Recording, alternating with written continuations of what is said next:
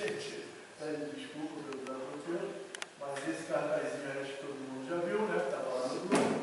Então, sem mais delongas, vamos dar aqui início ao nosso estudo. Só que antes eu queria mostrar uma coisinha a vocês que eu vi que nessa semana eu recebi um e-mail, né, me mostrando que a gente teve 13 novos inscritos no nosso canal, né? Me deixou muito feliz. E aí, quando eu fui preparar o estudo, que eu fui dar uma olhada no canal para ver como é que estava, eu vi que nós já temos 193 inscritos. E no meu último trabalho aqui na frente, quando eu mostrei, há 2 meses, 3 meses atrás, antes da minha cirurgia, nós tínhamos 150 e pouco. 153, 152, uma coisa assim. Significa que nós aumentamos de 40 para mais inscritos nesse período pequeno. Isso nos deixa muito feliz, né? E isso não é mérito de quem apresenta aqui, nem meu, nem do PDC, nem de Rosana, nem de Luciano, nem de ninguém.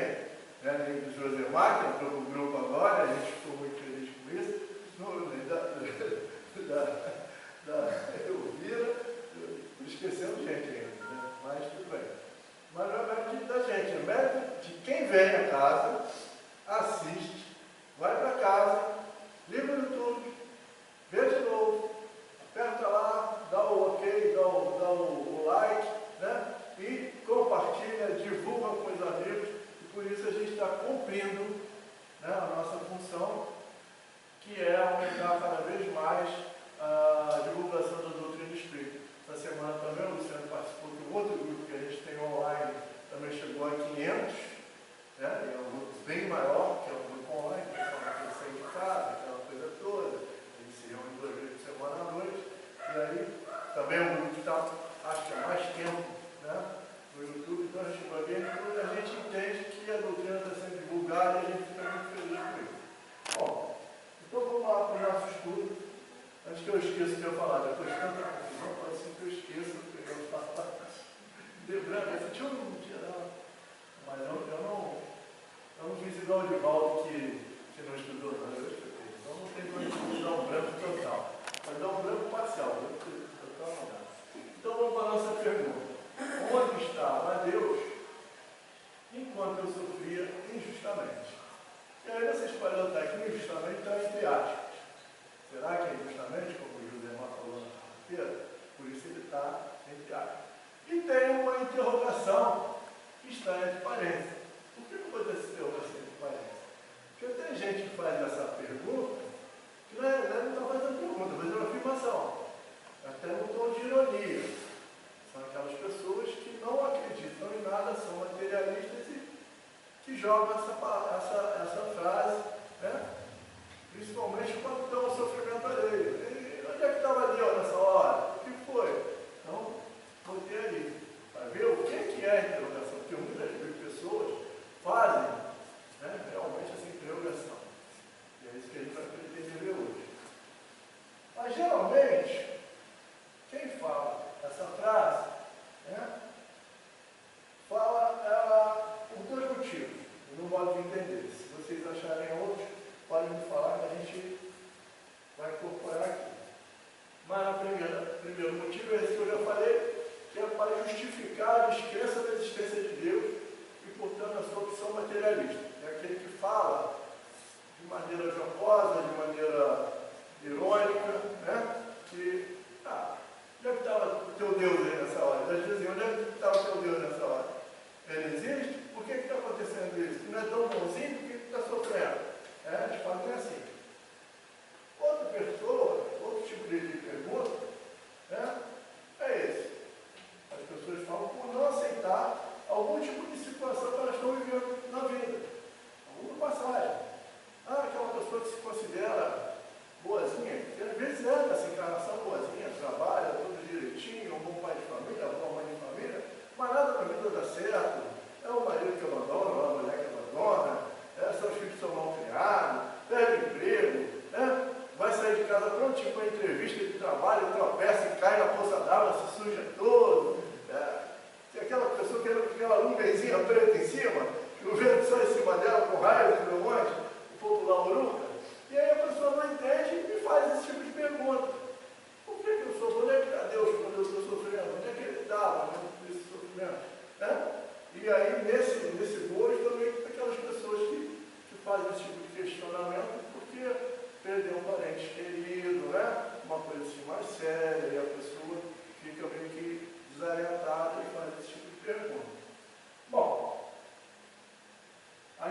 tem mais duas opções.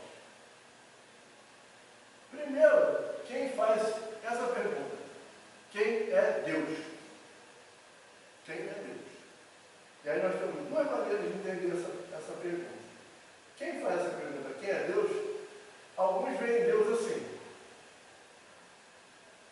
que é o Senhor dos Exércitos. Lá dentro, diante de Moisés e tal, é o Senhor dos Exércitos. É aquele Deus forte, que manda em tudo, truculento, né? Que vai dizer quem é o certo e quem é o errado, vai proteger quem está do lado dele, quem está contra ele castiga e maltrata. Outros veem o Deus assim, meio bonachão, sentado no trono, olhando tudo que acontece aqui embaixo, premiando uns, castigando outros, para outros ele não faz nem nada, nem bem nem mal, né? Porque esse é aquele Deus que está lá, sentado, olhando, deixa correr. Então, para essas pessoas que perguntam quem é Deus, tem esses tipos aí de imagem de Deus, que aliás ficou entronizado na cabeça de todos nós por muito tempo e até hoje, porque a gente ainda fala, mesmo a gente não acreditando mais em Deus assim, a gente ainda chama ele de ele, ou seja, a gente ainda personifica Deus. Mas para nós, espíritas, a gente já pergunta, o que é Deus? E aí a gente já tem um entendimento de um Deus, fonte criadora em todo o universo, que não tem forma humana, né? E que é completamente diferente disso. O chato é que muitos de nós ainda fazem aquela pergunta: onde estava Deus quando estava sofrendo? É isso que acontece. Antes da gente dar prosseguimento à nossa ideia, vamos ver aqui o que nos fala, né? O professor Severino Celestino, que aliás deve estar saindo de Conceição de Jacareí agora. Eu queria muito ter a palestra dele, mas já não entra, já deu essa confusão por aqui, imagina se eu viesse de lá em cima da hora. Vamos ver. Então vamos ver o que ele fala aqui sobre Deus. Vamos ver se abre, né? Hoje está tudo meio complicado. Fala, Deus. Acredito em Deus seria realmente uma incoerência. A primeira questão do livro dos Espíritos coloca que Deus é a inteligência suprema, causa primeira de todas as coisas, que é exatamente a primeira pergunta que Allan Kardec faz ao Espírito da Verdade. O que é Deus? E não quem é Deus. Deus, assim, como um ser impessoal, não como alguém que seja um ser humano ou um ser antropomórfico.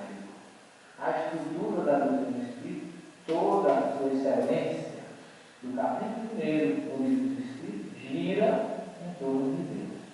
E aí Kardec nos coloca, interrogando os nossos irmãos, os espíritos superiores, pedindo uma prova da existência de Deus, e essa prova é exatamente com aquilo que coloca no Espírito da Verdade. Um princípio muito simples, de que não existe efeito sem causa. Tudo que existe na natureza é presença de Deus.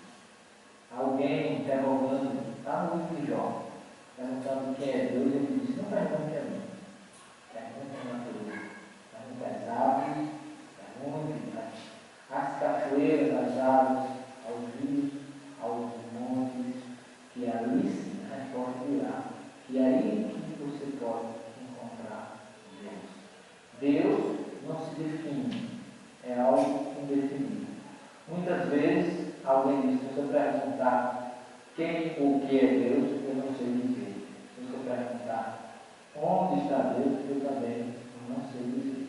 Mas se você me perguntar se eu sinto Deus, eu vou lhe responder que sim.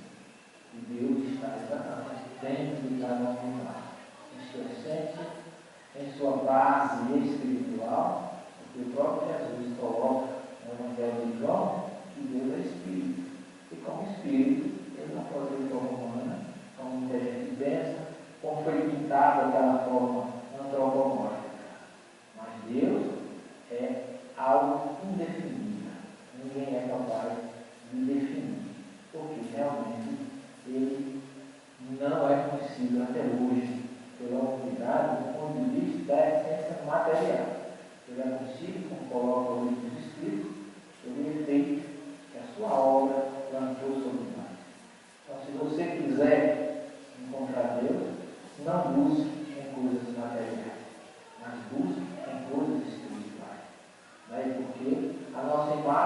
herança de Deus não é física, mas espiritual. Deus não nos pede nada. Deus nos dá tudo. Toda vez que você fizer algo por alguém, desinteressadamente, sem querer receber nada em troca, nesse sentido, significa que nós estaremos sendo a imagem e a semelhança de Deus. É assim que o Espírito nos fez. Bom, eu tinha um amigo, presidente da Casa Espírita, onde eu comecei ainda na cidade, que ele falava sempre, não é a página era dele, mas ele tinha uma frase de alguém que dizia assim: se você me perguntar quem é Deus, eu não sei, mas se você não me perguntar, eu sei. É mais ou menos por aí. A gente não tem que saber como é Deus, o que é Deus, mas a gente tem que sentir Deus. Não é? Então, está mais ou menos resolvido, né, a parte do que é Deus. Mas aí a gente volta para a pergunta e ainda fica essa questão. Enquanto eu sofria injustamente. Porque a gente já entendeu que existe Deus. Né? Mas por que eu sofri injustamente? Vamos lá de novo, voltar ao livro dos Espíritos. Vamos passar de novo por essa fala do professor Celestino, mas é o que está escrito lá no livro dos Espíritos, né? Que a pergunta é o que é Deus, e aí Deus é a inteligência suprema, causa primária de todas as coisas. Aí a gente bota aqui todas as coisas. Isso. Marco todas as coisas. Por que a gente marca todas as coisas? Porque eu acho que está aí a causa das pessoas ficarem perguntando a questão do sofrimento. Quer ver? Vamos lá nos atributos de Deus que também estão lá no livro dos Espíritos, tá? Eu só fiquei botando o número de perguntas. Então temos essa pergunta, eu peguei todas, peguei essa pergunta lá. Pode o homem compreender a natureza íntima de Deus? E a resposta, não, falta-lhe parar isso no sentido. É o que o professor Celestino já explicou para a gente. Mas aí ele vem e explica esses atributos de Deus aqui. Deus é eterno, Deus é infinito, Deus é imutável, Deus é imaterial e Deus é único. Se tivesse outro, ele não podia ser Deus, né? Deus é único. Aí vem a questão, que vai levar a gente para o raciocínio da nossa pergunta. Ele é onisciente. Onisciente é o quê? Ele sabe de tudo. Então ele sabe presente, passado e futuro. Não é sabe com bola de cristal não, mas ele sabe, ele realmente sabe tudo. Não precisa de bola de cristal. E olha a gente voltando para chamar Deus de ele. Ou seja, de alguma forma personificando Deus na cabeça da gente. Ele é onipotente, ou seja, ele pode tudo. Então ele sabe tudo, ele pode tudo. Eu sofro por quê? Se ele sabe que eu sofro, e ele pode acabar com o meu sofrimento. Questões que vem na cabeça da gente. Ele é onipresente, ou seja, ele está em todo lugar. Então eu posso estar sofrendo aqui, posso estar sofrendo na China, posso estar sofrendo debaixo da minha cama, eu posso estar sofrendo no fundo do mar, e ele não sabe que eu estou sofrendo.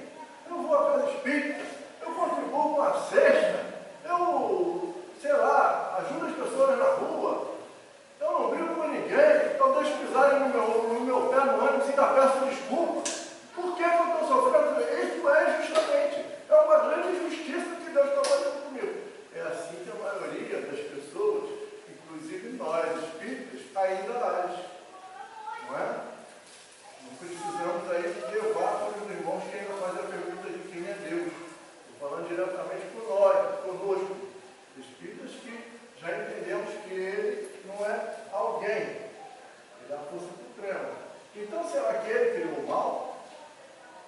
Se eu estou sofrendo injustamente, ele criou todas as coisas, ele criou o mal. Essa pergunta também está lá no livro do Espírito, em algum lugar, que eu não vi agora, acho que eu vou procurar aqui, e a gente pergunta, então o que é o mal? É o que me faz sofrer? É o que me causa dor? Então vamos ver essa questão do sofrimento da dor. Sofrimento é igual a dor? Vocês acham que sofrimento é a mesma coisa que dor? Porque tem gente que leva um pisãozinho no pé e faz um escândalo do nada. Tem gente que perde o braço, segura aqui, está doendo. Bora, um pouquinho, tá. Né? Mas segura onde? Então o sofrimento não é a mesma coisa que dor. Porque tem gente que numa dorzinha assim de uma unha encravada sofre um absurdo. E tem gente que está lá, passando por isso e mais aquilo, e doença na família, falta de emprego, falta de dinheiro, e vizinho perturbando, e a pessoa está ali com um sorriso de orelha a orelha, você fala com ele, não vai, está tudo bem com a graça de Deus. Não é? Então, o sofrimento não tem nada a ver com dor. Então vamos lá, dor. A frase que eu uso bastante aqui, muitos de nós usamos, mas eu sou um dos que mais uso, eu e o Luciano também, né? A frase, a dor é inevitável, o sofrimento é opcional, ela é atribuída ao poeta Carlos Drummond de Andrade. Né? A dor é um mecanismo de proteção do corpo. E isso a gente aprende quando estuda qualquer coisa na área da saúde, que é uma das primeiras coisas que eles explicam para a gente. Eu fiz um curso de terapia ocupacional na área da saúde, tudo acho que a dor é ruim. Dor não é ruim, não. Sabia que a dor não é ruim? A dor é boa. Se não fosse a dor, a gente já tinha morrido há muito tempo. Você ia botar a mão numa coisa fervendo e queimar a mão, não tirava a mão. Você ia pegar um fio, ia ser eletrocutar e não ia tentar tirar a mão. Você ia ser atropelado e ia continuar, se desse para ver, não sentia dor. Então a dor, ela é isso que diz aqui, ó. É um mecanismo de proteção do corpo, que responde a estímulos nocivos ou potencialmente nocivos. O sofrimento, por outro lado, é um ato intencional da pessoa. Quer dizer, a pessoa sofre enquanto ela quer sofrer. Tem gente, por isso que eu falei, tem gente que com uma unha encravada fica de mau humor o dia inteiro, xinga todo mundo, não consegue mais falar direito com ninguém. E tem gente que está ali. O patrão está espizinhando ele, o vizinho está jogando lixo no quintal dele, a mulher abandonou, o marido abandonou, o cachorro mordeu a perna dele, ele foi entrar em casa, tropeçou, bateu com o dente no chão, porque ele tinha acabado de vir do dentista, quebrou de novo. E aí você chega aí falando, tudo bem, com a graça de Deus. Então, é isso que a gente tem que entender, para a gente entender a questão da nossa pergunta. Então, mudar a forma de ver as coisas, né, de enxergar as coisas, e buscar um sentido positivo na vida, pode ajudar a tornar as dores menos dolorosas, né? Menos sofridas. Então, é aquela pessoa que está para a dor, mas, como a gente costuma dizer, na gíria, segura a onda. Ninguém precisa saber da minha dor. E eu vou vivendo. Né? Vou respondendo com um sorriso e tal, e isso até me faz sentir bem. Isto é uma coisa, né? Essa forma de viver a vida, eu não sei se eu ia falar mais para frente, mas me veio na cabeça agora, eu vou falar de que eu esqueço.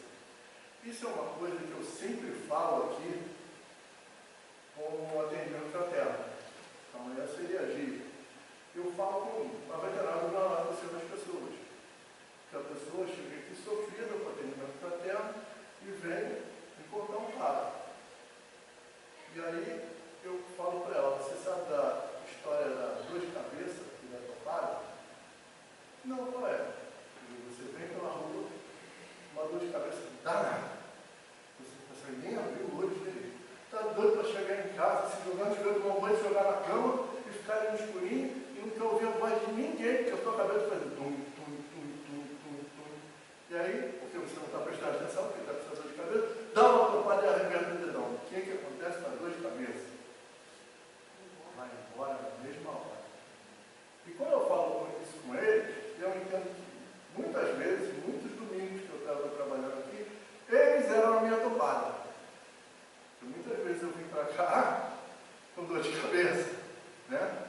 chegavam aqui, começavam a conversar com um com o outro, viam que o problema deles era muito maior do que o meu, e aquilo acabava me dando um alívio. Eu estava ajudando a pessoa que tinha um problema muito maior do que o meu. Então, eles eram a minha trabalho, que me fazia mudar a forma de ver as coisas. E aí eu me sentia bem melhor. E é isso que eu falo para eles. É isso que eu falo para todo mundo. Né? Inclusive para mim, quando ele fala isso para mim no espelho, quando a coisa está apertando, né? Ainda ontem alguém botou um vídeo Aquele do aleijadinho. do menino que não tem, e ele se virando, fazendo as coisas, e o cara falando com ele está muito feliz que ele pode trabalhar.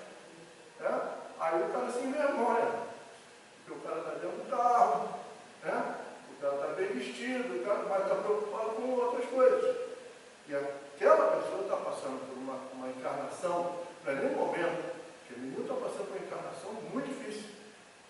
Então a gente vê uma pessoa assim, ele é a nossa topada, para chamar a atenção de que a gente não tem problema nenhum. Né?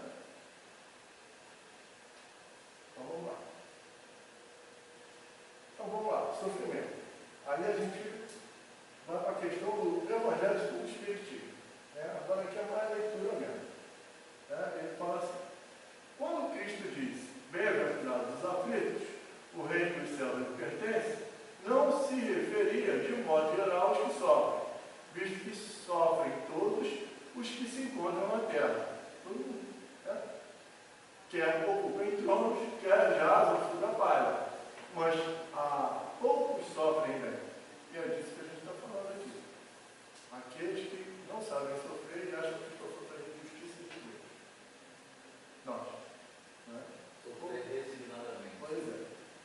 Sofrer sem deixar a dor extrapolar e afetar o meu próximo. Sem valorizar a dor. Sem valorizar a dor. Não é isso? Então, bem poucos compreendem que somente as provas bem suportadas podem conduzi-los ao reino de Deus. Continuando, a gente vai para a noção de justiça divina e volta lá nos atributos de Deus. Deus é soberanamente justo e bom. Então, o que eu sou? Ele é soberanamente justo e bom.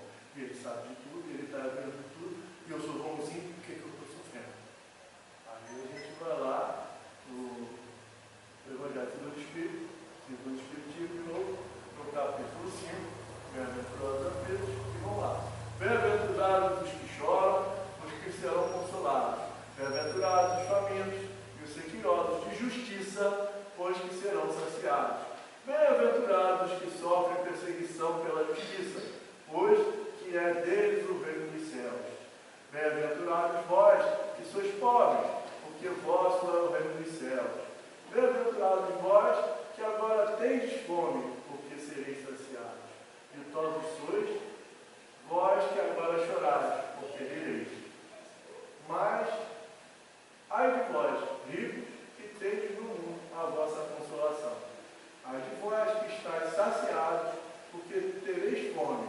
Ai de vós, que agora rireis, porque sereis constrangidos a gemer e chorar. Aí a gente fica pensando, quando será que vai acontecer isso? Será que tem uma explicação? E aí lá no item 3, ele vem falando assim, somente na vida futura, quem não tem a noção da vida futura, não adianta tentar explicar isso. Por isso que essa pergunta, ela vai ser respondida bem para nós que somos espíritos e temos noção da vida futura. Né? Eu falo isso, somente na vida futura podem efetivar-se as compensações que Jesus promete aos aflitos da terra. Sem a certeza do futuro, essas máximas seriam um contrassenso, mas ainda seriam um engodo, uma mentira. Né? Mesmo com essa certeza, dificilmente se compreende a conveniência de sofrer para ser feliz. Realmente. E aí se pega, por que eu estou sofrendo? Eu quero ser feliz agora, eu quero ser feliz no próximo. Por que eu estou sofrendo? Eu só fico assim ainda, até hoje. Né? Dizem para se ter maior mérito. Mas então, pergunta-se, por que sofrem uns mais do que outros? Por que nascem uns na miséria e outros na opulência, sem coisa alguma haverem feito que justifique essas posições? Parece uma grande justiça de Deus, não é? Mas ali diz que ele é soberanamente justo e bom. Então sempre pode ser justiça. Tem que ter uma explicação. Porque uns nada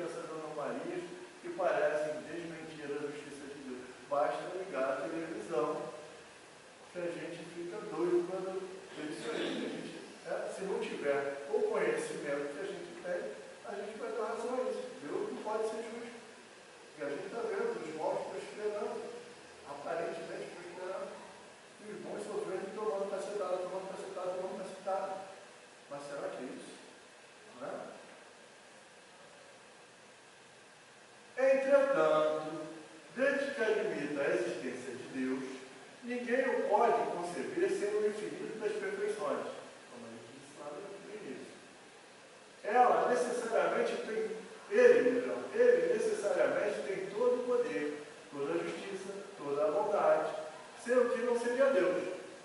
Se é soberanamente bom e justo, não pode agir caprichosamente, nem com parcialidade. Então, alguma coisa está havendo de errado. Porque eu sou bonzinho e estou sofrendo. Tem alguma coisa de errado nisso. Todo mundo aqui é bonzinho, está todo mundo sofrendo. Bom, logo, as vicissitudes da vida derivam de uma causa, e pois que Deus é justo, justa há de ser essa causa. Então está na questão da gente entender que ninguém está sofrendo injustamente. Olha, injustamente entre aspas, ninguém está sofrendo injustamente. E isso de que cada um deve converter-se. Por meio dos ensinos de Jesus, Deus pôs os homens na direção dessa causa.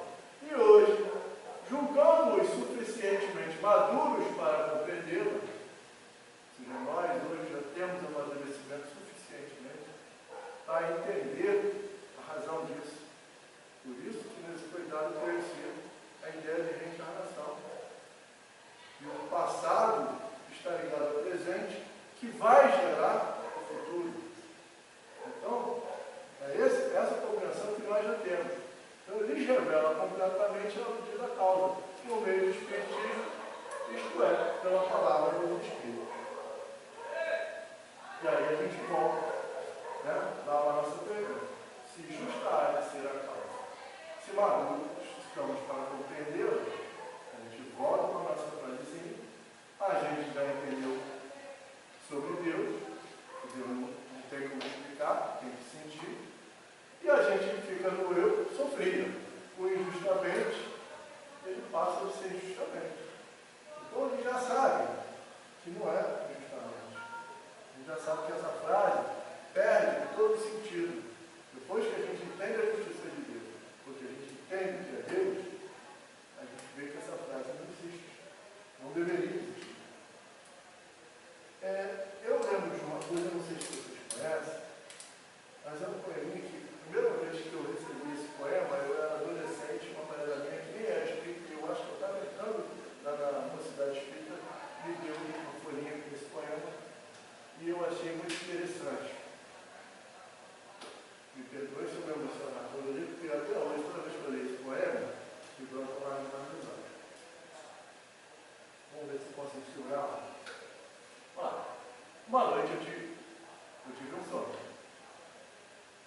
Sonhei que estava andando na praia com o Senhor. E através do céu passavam cenas da minha vida.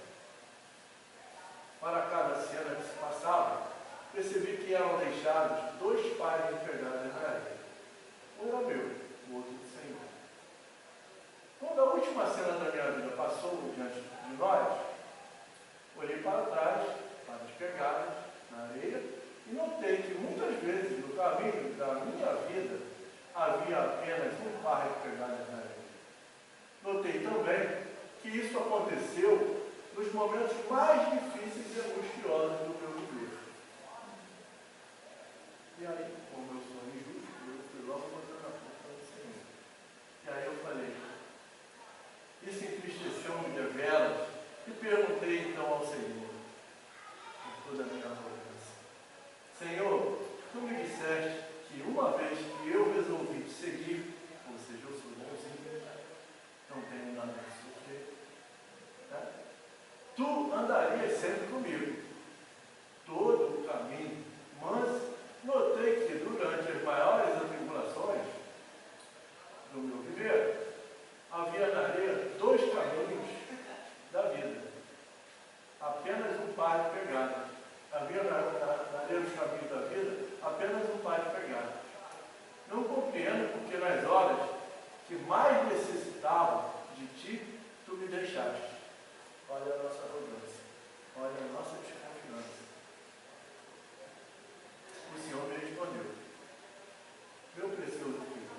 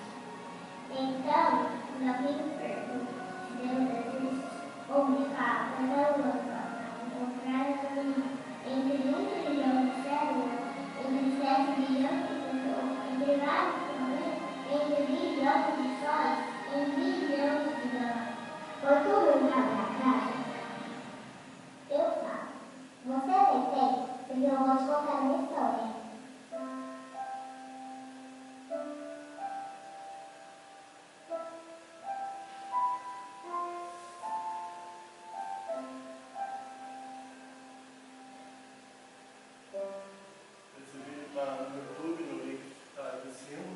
Acho que a gente busca a liberdade de colocar ele aí, mas botamos o link. Né? Depois vocês podem assistir quantas vezes quiserem. E para encerrar, a gente vai encerrar cantando essa canção maravilhosa que também fala sobre Deus.